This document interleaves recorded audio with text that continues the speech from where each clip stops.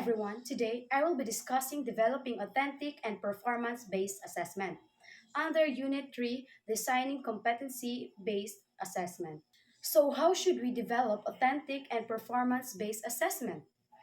Developing authentic and performance based assessments involves creating tasks that mirror real world scenarios and require students to apply their knowledge and skills in a meaningful way. So, before we dig deeper into that, let us first define or know what authentic and performance based assessment is. Authentic assessment and performance based assessment are two approaches in educational assessment that aim to evaluate student skills, knowledge, and abilities in ways that go beyond traditional testing methods. So, here's a breakdown of each. Authentic assessment. So, authentic assessment refers to a form of evaluation that asks students to apply their knowledge and skills to real world tasks or scenarios. So, these assessments are designed to be relevant and meaningful, allowing students to demonstrate their ability to perform tasks that reflects what they might do in real life situations. So, example key characteristics of these are real world relevance. So the tasks or problems are related to real life situations or professional practices. Next is complexity. Tasks are often complex, requiring higher order thinking skills like analysis, synthesis, and evaluation. The third one is process oriented. So focuses on both the process and the final product. Next is contextual. So situates learning in a context that is meaningful to the students. So example, writing a report, essay or research paper, creating a project portfolio or case study, and also participating in simulations, role plays, or real world problem solving scenarios. Next is performance based assessment. So, what is performance based assessments? So, this requires students to demonstrate their knowledge, skills, and competencies by performing tasks or creating products. So, these assessments focus on students' ability to apply what they have learned in practical or performance situation. The key characteristics of these is first task focused. Emphasizes the completion of specific tasks that require application of knowledge and skills. The second one is observable. The assessment is based on observable students' behaviors, performances, or products. The third one is criteria reference. So performance is often judged against a set of criteria or rubrics that define different levels of achievement. And next is variety. It can include a range of tasks such as presentations, experiments, performances, or creative works.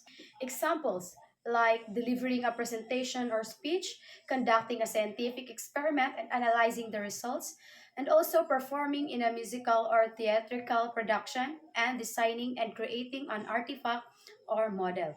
Since we know now what authentic and performance-based assessment mean, I will jump into discussing you the step-by-step guide to help us design these types of assessment. First is identify learning objectives. So clearly define what students should know, understand, and be able to do by the end of the instructional period.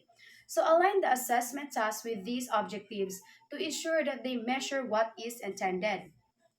Next is understand the context. So consider the real world applications of the knowledge and skills you are teaching.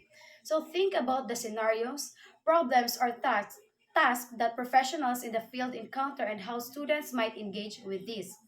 And also design authentic tasks.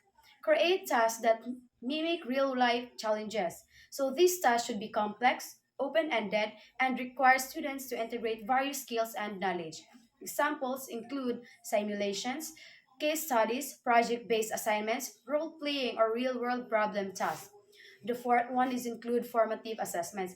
So incorporate opportunities for students to receive feedback and make improvements before the final assessment. So use formative assessments such as drafts, peer reviews, and self-assessments to support ongoing learning. Fifth one is make it collaborative if applicable. So consider incorporating collaborative elements where students work in teams reflecting the real-world workplace dynamics. So ensure that there are clear expectations and criteria for both individual and group contributions. The sixth one is evaluate and reflect on the assessment. So after the assessment, evaluate the effectiveness in measuring student learning. Reflect on what worked well and what could be improved for future assessments. So by following these steps, you can develop authentic and performance-based assessments that provide a meaningful and accurate measure of students' abilities in real-world contexts. These assessments are valued for promoting deeper learning and providing a more comprehensive view of students' abilities. So they align well with the modern educational goals that emphasize critical thinking, problem solving, and the application of knowledge in varied contexts. Thank you for watching. I hope you learned something from this.